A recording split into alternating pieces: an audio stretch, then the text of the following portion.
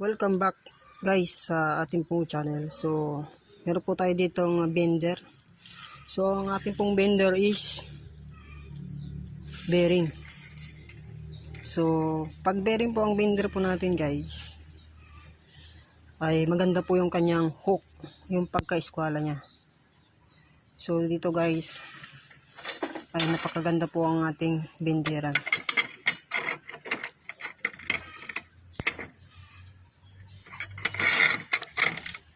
So yan guys ang ating benderan.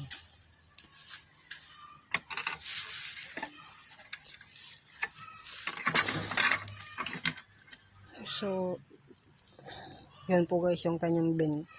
Naka-eskwala po siya talaga. So dito guys, hindi na po tayo masisira yung tubo natin kasi ayan na po siya guys. Oh. Dudugsong lang po natin yung kanyang tubo. Kasi pag mano-mano po kasi, ito po yung tubo, masisira po ito pag mano-mano.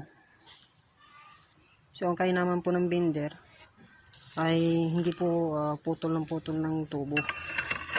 Kasi po, naka-steady na po siya dito. So ganyan po yung bendera natin guys. Napakaganda po. Maganda po yung kanyang eskwala. So ito po yung eskwala niya guys.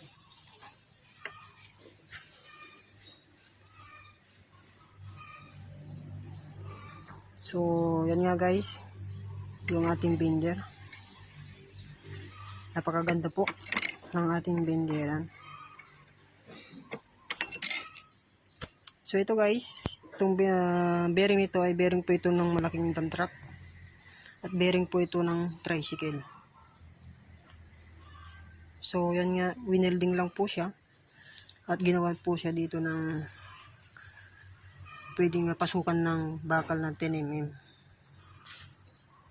So ganyan po kastig ang ating bender. Kasi kung mano-mano guys, pag dito, pag atin pong ibibend dito, ang masisira po agad ay itong tubo. Ito nga sinasabi ko guys, itong tubo. Bubuka po kasi ito eh. So pag maluwag na uli, bumuka na, puputulin uli dito guys yan. Para magkaganito uli.